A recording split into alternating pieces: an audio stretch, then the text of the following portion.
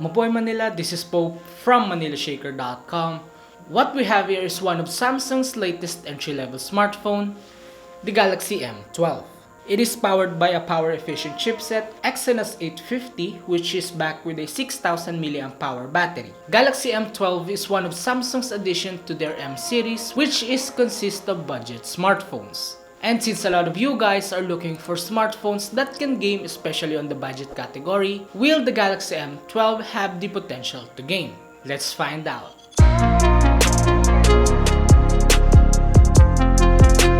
Let's run through its specs first before we get to the actual game test. It boasts a 6.52-inch IPS LCD HD Plus display, a 48 megapixel quad camera, USB Type-C, and again, like I said earlier, it is powered by a power-efficient Exynos 850.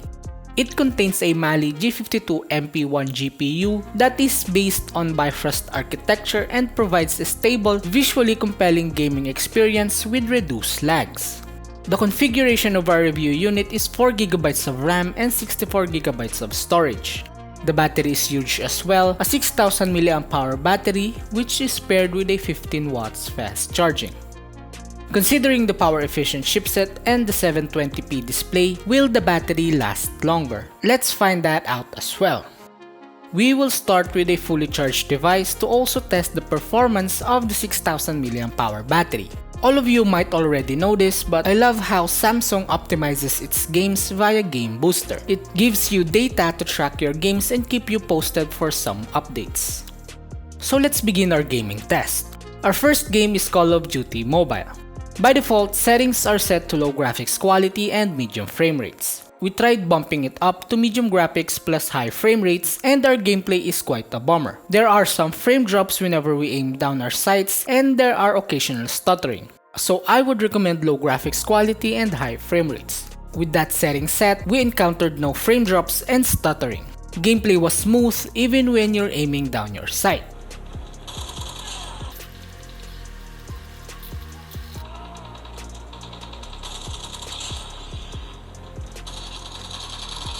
So with the bump up settings, we get 30 to 35 FPS with 95% stability, while on the low plus high frame rate, we get 50 to 55 FPS with 98% stability. As for Battle Royale mode, the gaming experience is much alike, but I did encounter some stutterings.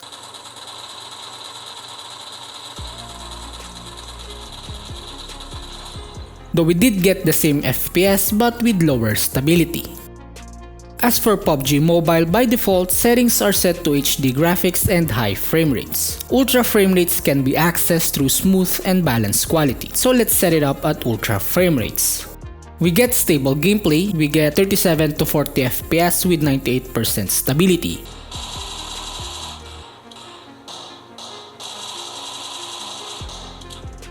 Even upon landing and aiming down your sights, I haven't encountered any frame drops throughout the game.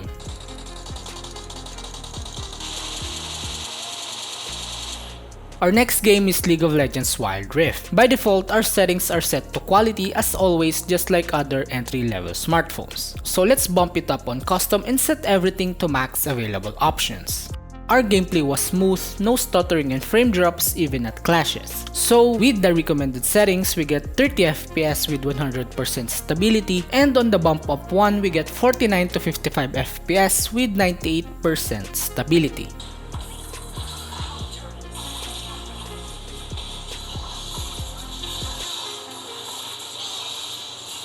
Now on to our next MOBA game, Mobile Legends. This is a much lighter game compared to Wild Rift, so I am pretty confident that this game will pretty much run perfectly with a 100% stability.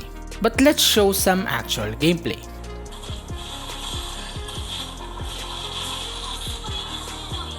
By default, settings are already maxed out except for the graphics quality.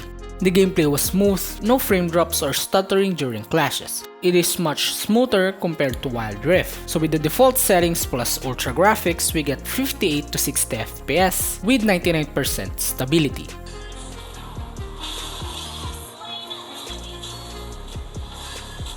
Now let's head to MiHoYo devs and their graphic demanding games. First off is Hongkai Impact 3.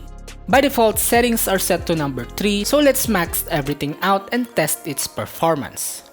Surprisingly, with the bump up settings, the game performed pretty well. The gameplay was actually smooth, but I did encounter a frame drop during combat, but all in all, performance for Hongkai Impact is pretty good. So with the recommended settings, we get 27 FPS with 97% stability, and on the bump up one, we get 48 to 53 FPS with 96% stability.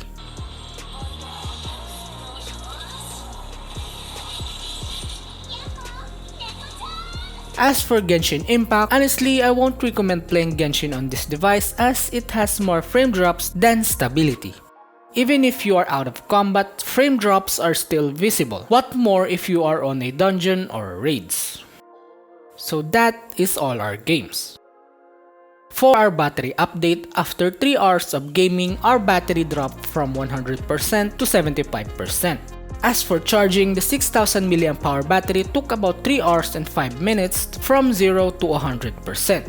Again, gameplay on MOBA games is great, no issues about that. Though there is a bit of hiccup when it comes to first-person shooting games.